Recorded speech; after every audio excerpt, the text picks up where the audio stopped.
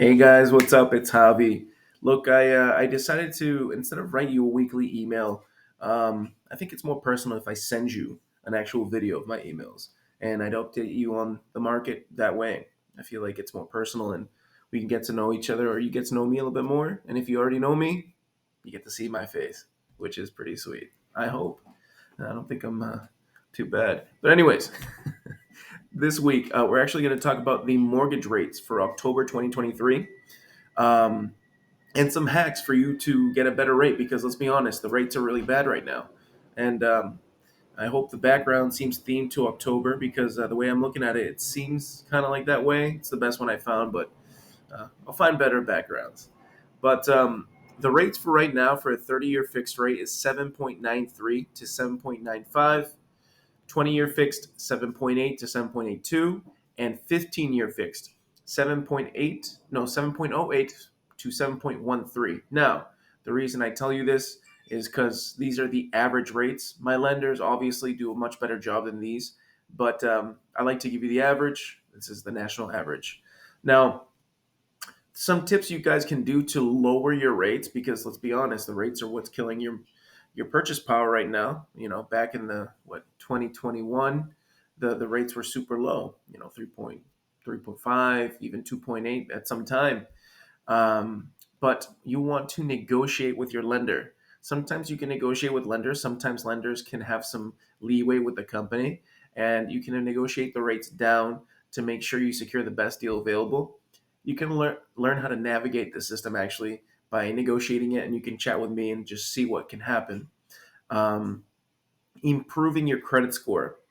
Strengthening your financial profile can lead to a better mortgage rate. So if you strengthen your credit score, you're going to get better rates in turn. And I know right now the situation is that if you have, I guess the thing is where you have the worst rate, they tend to help you out, the government, more, versus when you have the best rate, the government tends to like give you a little hit right now with this whole thing Biden did. I don't know. Me personally, I'd say just have a good rate, because that's going to help you in the long run, anyways. The next point is ask about discount points. When discussing your rates with lenders, uh, inquire if they have quoted rates included in discount points. Sometimes this could help you guys, as well as shopping around. That's why I sent you guys a list of 5 of the best lenders that I've met so far. These 5 lenders, if you do a credit score, or if you do a credit check and you submit your documents to all the 5 lenders at the same time within a 2-week period, it'll only be one hit on your credit score. So make sure to get the best rate for yourself and the best incentives, because sometimes the best rate isn't the best deal for you, because some lenders can offer you down payment assistance programs and special discount points, which in the long, it's much more affordable if you think about it that way. um, you can buy down the rate with seller concessions. So if you have a seller concession, which means, let's say the seller is giving back $5,000 towards your closing costs and prepaids, you can use that $5,000 and do it towards a seller rate buy down, which means that the seller can buy down the rate. And that's a whole point. That can be a whole thing. That could be a difference between hundreds of dollars. So instead of bringing down the price by $5,000, you bring down the rate by a point. Excuse me. And obviously, I don't know how much a point is right now. The lenders know all that stuff. But in this scenario, let's say a point is $5,000, you would save hundreds of dollars, or maybe $150 a month versus $30 or $40 a month when you bring down the purchase price. It might be only $5 or $10 at that point, but when you do a rate instead of a price point buy down, the rate buy down is hundreds of dollars sometimes, instead of the regular $50 when you buy down the actual loan amount. Okay? And a realtor hack. I want to give you guys a realtor hack.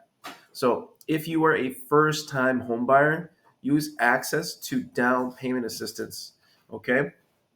You have down payment assistance programs available to first time home buyers, especially now because of the interest rates. Um, so if your lender doesn't offer it, obviously chat with a different lender and see what they can offer you. Maybe you fit under the qualifications, and if you do, you can make sure it covers your down payment and sometimes the closing costs. So why do I make this a hack? Well, obviously you're saving money on that, but that money you had originally that you were going to put towards your down payment and closing costs, you can put that towards buying down points, and that makes a huge difference in your mortgage rate. Mortgage rate and your monthly payment. That's hundreds of dollars. So let's say originally you were going to pay $3,000 a month. If you buy down a couple points with what you were going to use with the closing costs and the down payment, you're going to bring it down to, like, let's say 2,200 or 2,400 even a month. Just imagine all those savings throughout the years. It's incredible. So that's what I have for you guys today. I hope this helped you, and I guess I'll see you guys next week. All right.